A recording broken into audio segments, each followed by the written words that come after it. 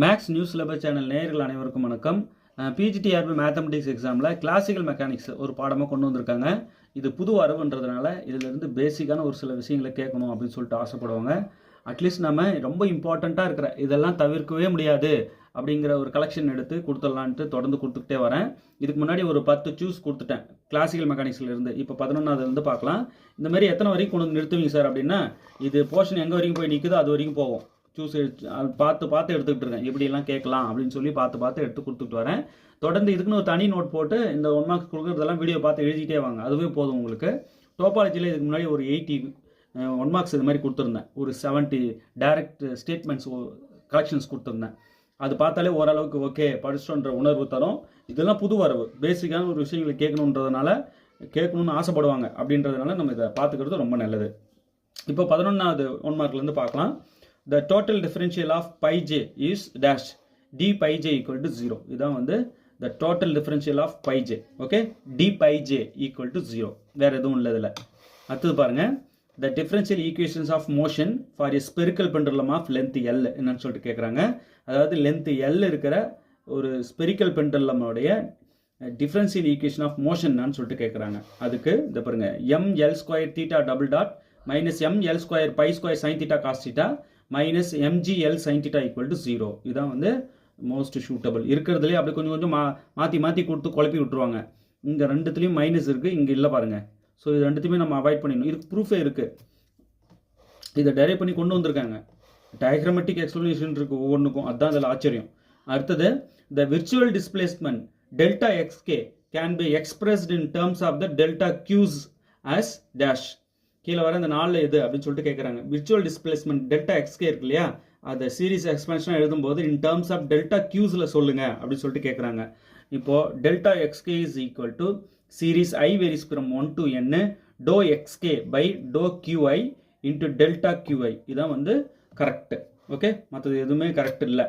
Delta எக்ஸ்கேவோடைய series எக்ஸ்பேன்ஷனாக சொல்லுங்கள் in terms of delta qsல அப்படின்னு கேட்டதுக்கு தான் virtual displacement delta xk can be expressed in terms of delta qs as dash delta xk is equal to series I varies from 1 to n dou xk by dou qi into delta qi. அப்படி சொல்லும் போதே அடிக்கணும். இதை வச்சு நான் ப்ராப்ளம்ஸும் அடுத்தடுத்து போடுவேன், உங்களுக்கு நல்லா புரியணும். அப்போ நான் கேட்கும்போது கரெக்டாக இது ஞாபகம் உங்களுக்கு வரணும். அந்த அளவுக்கு நல்லா படித்து வச்சுக்கோங்க. மேக்ஸிமம் மார்னிங் டைமில் படிங்க. மார்னிங் ஒரு 4 o'clock to 6 o'clock கன்ஃபார்மாக படித்தாகணும். இல்லைன்னா போட்டு சமாளிக்க முடியாது. 3 மணிக்கு எழுந்துக்கிட்டாலும் ரொம்ப நல்லது மார்னிங்.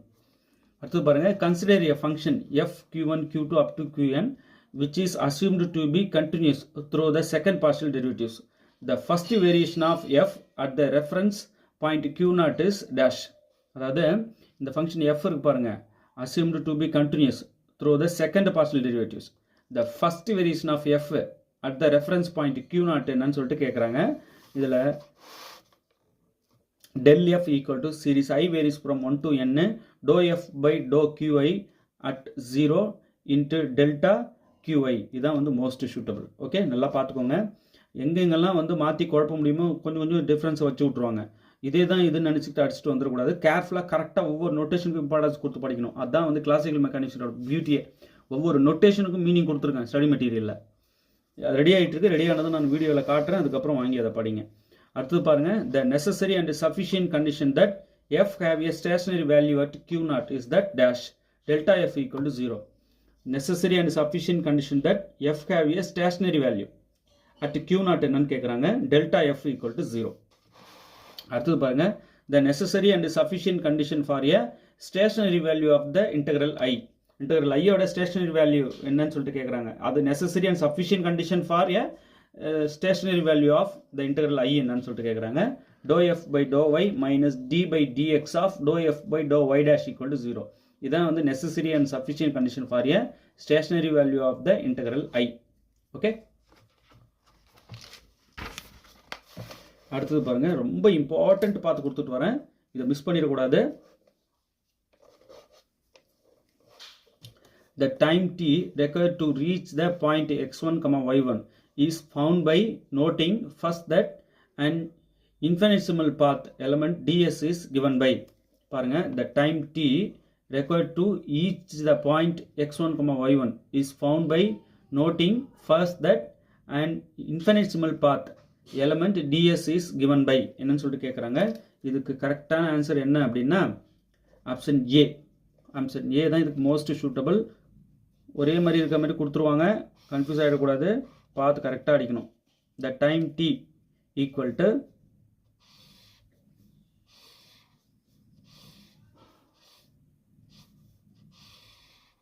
இதை வச்சு ப்ராப்ளம்லாம் இருக்குது போடுறேன். ஒரு சில பேசிக்கான ஃபார்முலாஸ் தியரிஸ் தெரிஞ்சால் தான் ப்ராப்ளம் நம்ம கை வைக்க முடியும். சரி, நம்ம ப்ராப்ளம் போட்டோம்னா அந்த பேசிக்கான தியரி டெஃபினிஷன்ஸ்லாம் தெரிய வந்துடும். அப்படி தானே சார்? ரிவர்ஸ் ப்ராசஸ் அப்படிலாம் இல்லை. நீங்கள் தியரி பார்ட்டை படித்தா தான் கரெக்டான மீனிங் புரிஞ்சுக்கிட்டு நீங்கள் ப்ராப்ளமை ஃபேஸ் பண்ண முடியும். ப்ராப்ளம் மூலயமா தியரியை தெரிஞ்சுக்க ட்ரை பண்ணக்கூடாது, அது இப்போ தவறான போக்கு. ஃபஸ்ட்டு தியரியை படிங்க, மீனிங் புரிஞ்சுக்கிட்டு அப்புறம் ப்ராப்ளமை ஃபேஸ் பண்ணுங்கள். ஓகே, அடுத்து பாருங்கள். த டைம் டி, இதிலே the time t required to reach the point x1, y1 is found by noting first that an infinitesimal path element ds is given by t equal to integral 0 to x1 root of 1 plus y dash square by 2gx dx. okay, time t என்னன்னா இதான் 0 to x1 root 1 plus y dash square divided by 2gx into dx. okay, the time t required to reach the point x1, y1 is found by noting first that an infinitesimal path element ds is given by t equal to integral 0 to x1 root of 1 plus y dash square divided by 2gx. இந்த root மொத்தமாக எல்லாத்துக்கும் சேர்த்து தான்,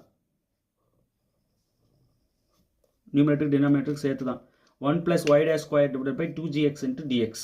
okay, ரொம்ப important. Let us use the spherical coordinates theta comma pi as variables. The differential element of length ds is given by differential element ds என்னன்னு கேட்குறாங்க. Let us use the spherical coordinates. Spherical coordinates theta comma pi as variables. இதை நம்ம வேரியபிள்ஸாக வச்சுக்கிட்டு the differential element of length ds is given by இதில் எது அப்படின்னா ds by d theta.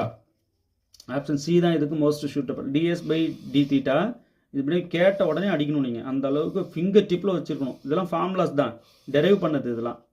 இது இருந்தால் தான் நம்ம அடுத்த ஸ்டேஜே போக முடியும் கிளாசிக்கல் மெக்கானிக்ஸில், அதை ப்ராப்ளம் பார்த்துட்டு போக முடியும். அட்லீஸ்ட் இந்த மாதிரி டைரக்ட் கொஸ்டின்ஸாவது நல்லா பார்த்து போகணும்ல கிளாசிக்கல் மெக்கானிக்ஸில். சார் கொஞ்சம் புரிதல் சிரமமாக இருக்குது சார், டயக்ராமெட்டிக்கான ஒரு விஷயம், ஃபிசிக்ஸோட தொடர்புடையது. சில பியூர் மேக்ஸ் படித்தவங்க இதை பேப்பராக படிச்சிருப்பீங்களான்னு கூட தெரியல, ஆனாலுமே இதை நீங்கள் தெரிஞ்சுக்கிறது நல்லது. இல்லை சார் ரொம்ப சிரமமாக இருக்குன்றவங்க அட்லீஸ்ட் இந்த மாதிரி ஃபார்முலாஸாவது பார்த்துட்டு போகணும். Okay,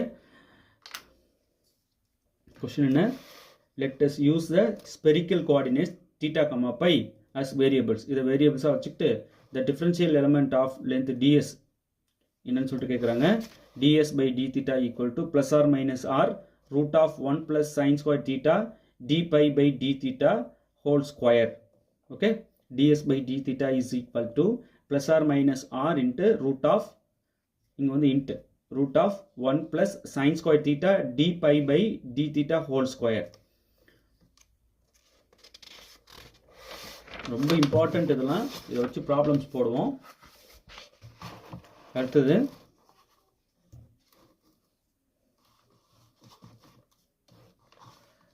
the Lagrangian form of D'Alembert's principle. Lagrangian form of D'Alembert's principle என்னன்னா option A, series I varies from 1 to n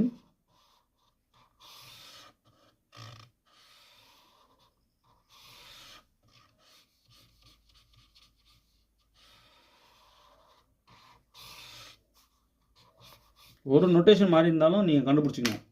பாருங்கள், series I varies from 1 to n capital Fi minus small mi into Ri double dot into delta Ri equal to 0. Okay, series I varies from 1 to n capital N capital Fi minus small mi into Ri double dot delta Ri equal to 0. Okay, அடுத்தது பாருங்க.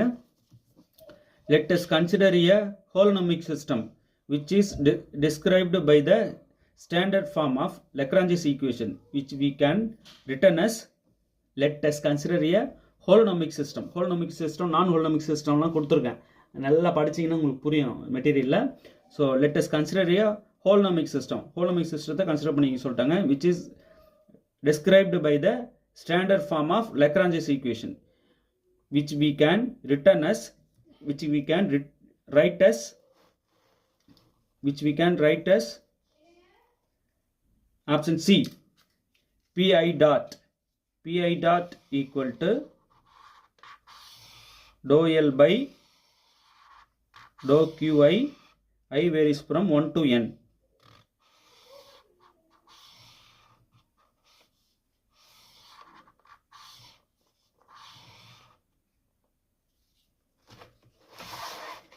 Okay, ரொம்ப important பார்த்து கொடுத்துட்டு வரேன். pi dot equal to dou L by dou Qi. I varies from 1 to n.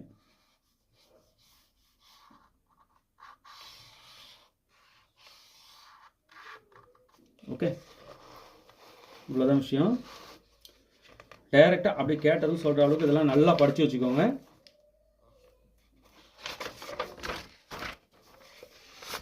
Okay, phi j உடைய total differential என்னன்னு கேட்டாங்க, d phi j equal to 0. The differential equations of motion for a spherical pendulum of length L என்னன்னு கேட்டாங்க, m L square theta double dot minus m L square pi square sin theta cos theta minus mg L sin theta equal to 0. The virtual displacement delta xk can be expressed in the terms of delta q's என்னன்னு கேட்டிருந்தாங்க. Delta xk is equal to series I varies from 1 to n dou xk by dou qi delta qi. இதான் அதுக்கு delta xk உடைய expression என்னன்னு சொல்லி கேட்டிருந்தாங்க in terms of del q'ஸ்க்கு. இதில் வந்து பார்த்தீங்கன்னா the first variation of f at the reference point q0 என்னன்னு சொல்லி கேட்டிருந்தாங்க. இங்கே fன்றது continuous through the second partial derivatives. Okay, அது என்னன்னா dou f equal to series I varies from 1 to n dou f by del f by dou qi at 0 into del qi. Okay, இது வந்து dou, இது வந்து del. Okay, delta f equal to series I varies from 1 to n delta f by dou qi at 0 into delta qi. The necessary and sufficient condition that f have a stationary value at q0 என்னன்னா delta f equal to 0. The necessary and sufficient condition for a stationary value of the integral I என்னன்னு கேட்டா dou f by dou y minus d by dx of dou f by dou y dash equal to 0. Okay, அடுத்து பாருங்க, the time t என்னன்னு சொல்லிட்டு கேட்குறாங்க, required to reach the point x1, y1 is found by noting first that an infinitesimal path element ds is given by t equal to integral 0 to x1 root of 1 plus y dash square divided by 2gx into dx. Okay, t equal to integral 0 to x1 root of 1 plus y dash square divided by 2gx dx. Okay, let us use the spherical coordinates theta pi as variables. இது variables வச்சுக்கிட்டு the differential equation of length ds என்னன்னு கேட்குறாங்க. ds equal to கொடுத்துட்டு இந்த d theta இங்கே கூட கொடுப்பாங்க, இந்த 3 கொடுத்துருக்காங்க பாருங்க, இது ரெண்டுக்கும் கீழே கொடுத்துருக்காங்க, இந்த பக்கம் கூட எடுத்து கொடுத்துருவாங்க. ஸோ கன்ஃபியூஸ் ஆகி விட்டு வந்துடக்கூடாது. இந்த d theta இங்கேயும் வச்சுக்கலாம் இல்லையா. அப்போ ds by d theta equal to plus or minus r into root of 1 plus sin square theta d pi by d theta whole square. Okay, ஒரு 100 1 மார்க் இந்த ஸ்பீடில் அடின்னு அட் ஏ டைமில் அடிக்கணும். அடுத்து பாருங்க, the Lagrangian form of D'Alembert's principle.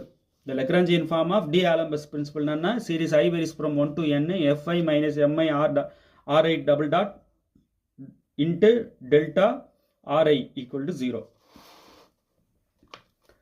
இதான் வந்து கரெக்ட். அடுத்து பாருங்க, let us consider a holonomic system which is described by the standard form of Lagrange's equation which we can write as pi dot equal to dou L by dou qi.